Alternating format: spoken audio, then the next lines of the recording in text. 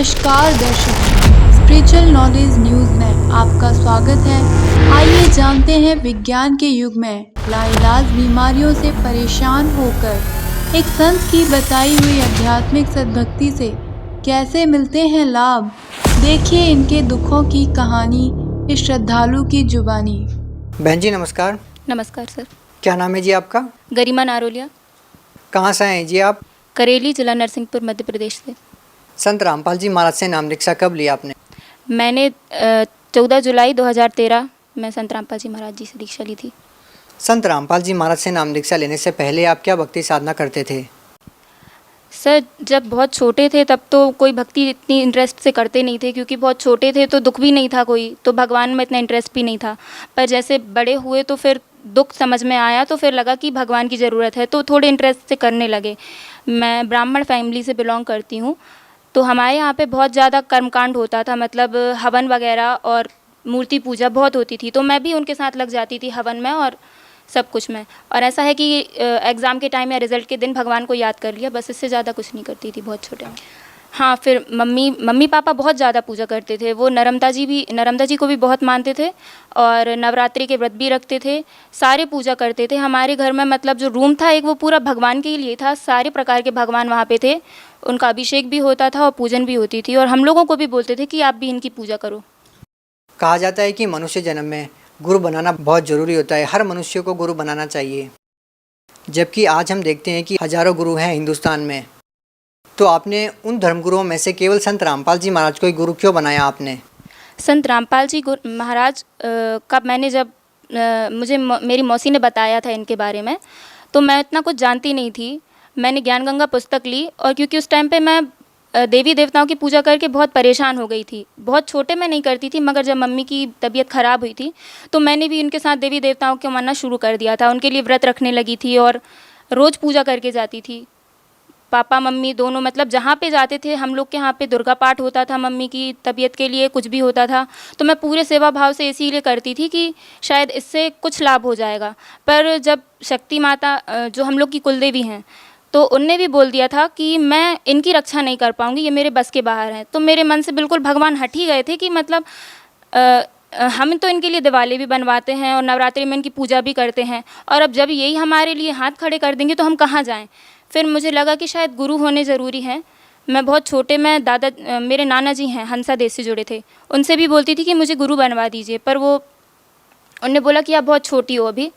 फिर मुझे रामपाल जी महाराज जी का सत्संग अच्छा लगा, और मैंने सिर्फ एक तत्वदर्शी संत इस टाइटल के भरोसे में वहाँ चली गई थी, क्योंकि मैंने कहीं ना कहीं सुना था कि जो तत्वदर्शी संत होते हैं गीता में, तो वो सबसे बड़े संत होते हैं, और मुझे इस टाइटल का कोई भी संत नहीं मिला था। मैं सिर्फ टाइटल के भरोसे गई थी और मुझे उनका ज्ञान थोड़ा बहुत अच्छा लगा था, तो मैंने मौसी से कहा कि नहीं मौसी, मैं भी जाऊँगी, तो इसीलिए मैंने उनसे दीक्षा ली थी। संत रामपाल जी महाराज से नाम दीक्षा लेने के बाद आपको और क्या लाभ मिले? मुझे ऐसे तो बहुत सारे लाभ हुए हैं, पर मैं आपको कुछ मेन बताती हूँ। ये मम्मी जी हैं मेरी, और 2003 से, मतलब जब हम लोग नए घर में शिफ्ट हुए, तभी से इनकी बहुत ज़्यादा तबीयत धीरे धीरे ख़राब होना शुरू हुई। पहले तो हम लोगों ने इतना नॉर्मल, मतलब ज़्यादा डीप लिया नहीं, फिर लगा कि इसका इलाज कराना ज़रूरी है, तो हम लोग ने बहुत जगह इलाज भी कराया। कोई डॉक्टर ने कोई बीमारी नहीं बता पाए कोई एक प्रॉपर, सब एक्सपेरिमेंट ही करते रहे। कोई ने बोला कि इनके पैर की हड्डी बढ़ रही है तो वहाँ इंजेक्शन लगेंगे, फिर कोई डॉक्टर बोलता कि नहीं, इनके जो बैकबोन है उसमें गैप है तो उसमें टीके लगेंगे। कोई कुछ बोलता, कोई कुछ बोलता, इलाज सब करने को तैयार होते थे, पर बीमारी कोई नहीं बता पाता था कि इनको हुआ क्या है। तो इसके बाद हम लोग ने कम से कम 10 साल, फिर उनसे इलाज नहीं हुआ तो फिर हम लोगों ने झाड़ फूँक का सहारा लिया। जो चीज़ें नहीं भी करने को दिल करता था, हम लोग वो भी करते थे इस आशा में कि शायद इससे ठीक हो जाएगा। मतलब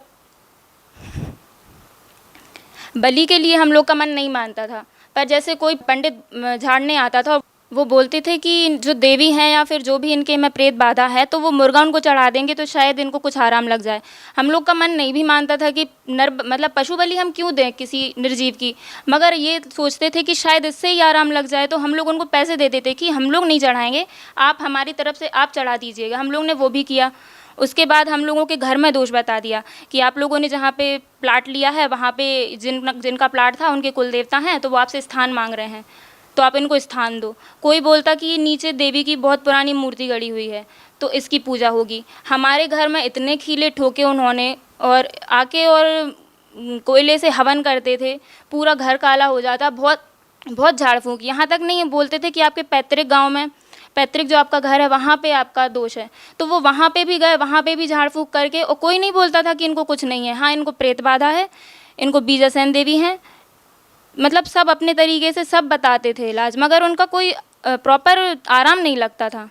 और फिर किसी ने बता दिया कि 5 बील के पत्ते, 5 गुलाब के पत्ते, 5 ये पत्ते वो पत्ते, इनका मिला के घोल पीना तो तुम्हारी तबीयत ठीक हो जाएगी।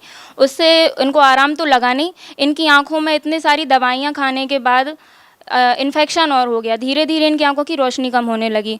तो इनको यही लगता था कि बच्चे छोटे हैं और गृहस्थी कच्ची है तो हम इलाज का इतना करा नहीं पाएंगे। इन्होंने पहले हम लोग को बताया नहीं कि मेरी आंखों में दिखने में प्रॉब्लम है, ये छुपाती रहीं। धीरे धीरे करके वो इतनी बढ़ गई, इनकी आंखें लाल हो जाती थी, तड़कती थी, दिन भर सोती रहती थी।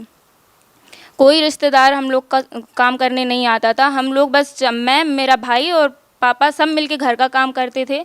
जिस हालत में हम लोग छोड़ के जाते थे मम्मी को, मम्मी शाम को उसी हालत में मिलती थी। खाना तीनों मिलके बनाते थे। इतना सब करने के बाद भी इनकी फिर आंखों में इतना इन्फेक्शन बढ़ गया कि जबलपुर में डॉक्टर स्थापक ने बोल दिया कि इनकी तो अश्रु नली है वो एक तरफ की तो पूरी सूख गई है। आपको दूसरी आंख बचाना हो तो इंडिया का सबसे बड़ा hospital eye care centre Sankara Nethralaya Chennai में है, वहाँ ले जाओ, आपकी बच जाए आँख तो एक बच सकती है, बाकी एक तो शायद ही बच पाए। तो हम लोग उस दिन तो रात में हम लोग ने किसी ने खाना नहीं खाया कि इतना सब करने के बाद हम लोग के साथ गलत पे गलत होता जा रहा है। वहाँ पे गए तो इनको साइन करा के किडनी सोलॉन, जो कि मतलब हड्डियों के लिए जहर बताया गया है, उसको साइन करा के देते हैं कि यदि आप इसके बाद बचते हैं तो बचते हैं, लास्ट स्टेज रहती है, इसके बाद कोई ट्रीटमेंट रहते ही नहीं है डॉक्टरों के पास। वो इनको दिया गया। इसके बाद उनकी आँखों में मोतियाबिंद हो गया, दोनों आँखों में। एक आँख में हुआ, फिर एक का ऑपरेशन कराया, फिर उसके बाद तो एक का ही करा पाए थे, फिर मैंने नाम ले लिया। इतनी सारी पूजा कराने के बाद भी, तांत्रिक विद्या कराने के बाद भी हम लोग को लाभ तो नहीं मिलता था, ऊपर हम लोग धंसते ही जा रहे थे। पापा की जितनी सैलरी आती थी सारी मम्मी के इलाज में चली जाती थी, और ना वो अपने ऑफिस को टाइम दे पाते थे, ना हम अपने स्कूल को, ना मम्मी घर को। हम लोग का मतलब परिवार पूरा एक इंसान की बीमारी में पूरा परिवार बर्बाद हो रहा था। इतने सारे डॉक्टरों को दिखाया, तांत्रिकों को दिखाया, जो उन्होंने बताया वो किया भी। सबको दिखाने के बाद भी कोई इलाज, कोई आराम नहीं मिला मम्मी को। फिर उसके बाद संत रामपाल जी महाराज जी से नाम दीक्षा लेने के बाद फिर हमारे घर की सारी दिक्कतें दूर हो गई। सबसे पहले मम्मी को आराम लगने लगा, और उसके बाद जितनी भी फाइनेंशियल कंडीशन ख़राब हो चुकी थी मम्मी की बीमारी में, वो भी धीरे धीरे ठीक हो गई थी। क्या नाम है जी आपका? अनीता नारौली है। कहाँ से आई जी आप? MP से। जैसा कि आपकी बेटी ने बताया कि आपको इतनी सारी जो प्रॉब्लम थी, आपने तांत्रिकों को भी दिखाया, डॉक्टरों को भी दिखाया, बहुत सारे संतों के पास आप गए, लेकिन कहीं पर भी आपको आराम नहीं मिला। और उसके बाद जब आप संत रामपाल जी महाराज के पास जाते हैं तो आप ठीक हो जाते हैं। क्या ये सही है? जी सही है। इतने सारे डॉक्टरों को दिखाने के बाद, इतने सारे संतों के पास जाने के बाद आप वहाँ पर ठीक नहीं होते हैं, तो फिर आप संत रामपाल जी महाराज से नाम दीक्षा लेने के बाद कैसे ठीक हो सकते हैं? आपको क्या लगता है? उनके मंत्रों में शक्ति है, मंत्रों का जाप करने से धीरे धीरे आराम लगने लगा। अच्छा, आपसे एक और बात पूछना चाहेंगे कि संत रामपाल जी महाराज जी से निसंदेही वो व्यक्ति नाम लेता है जिनको शारीरिक पीड़ा होती है, शारीरिक समस्याएं होती है, जो आध्यात्मिक लाभ प्राप्त करना चाहता है, वही व्यक्ति संत रामपाल जी महाराज जी से नाम दीक्षा लेते हैं। हम आपसे जानना चाहेंगे कि संत रामपाल जी महाराज से नाम दीक्षा लेने के बाद आपको और क्या लाभ मिले?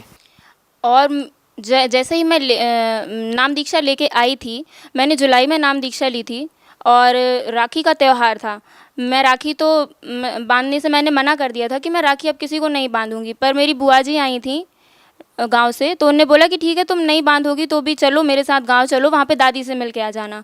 तो बरसात का टाइम था और पहाड़ी नदियाँ बहुत रहती हैं हमारे गाँव में, तो हम लोग जा रहे थे। जाते टाइम एक पुल था गहरा, उससे होके जाते हैं, तो वहाँ पे पहाड़ी नदी आ गई थी। तो बस वालों, जैसे बस की बॉडी ऊपर होती है, तो बस वालों ने तो अपनी गाड़ी निकाल ली। गाड़ी मेरा भाई ड्राइव कर रहा था, वो भी मुझसे 3 साल ही बड़ा है, कोई ज़्यादा बड़ा भी नहीं है, तो उसने भी उसकी देखा से कि गाड़ी तो निकाल ली। और जैसे ही हम लोग गांव गए, वहाँ पे थोड़ा आधे घंटे का टाइम लग गया हम लोग को।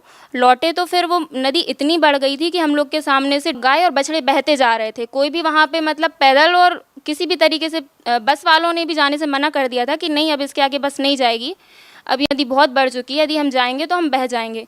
फिर भी उसके बाद क्या पता कि किस तरीके से लीला होनी थी परमात्मा की, हम लोगों के भाग्य में कुछ इस तरीके की दुर्घटना लिखी थी। मेरे भाई का दिमाग फिरा, उसने कहा ठीक है मैं गाड़ी निकाल के देखता हूँ।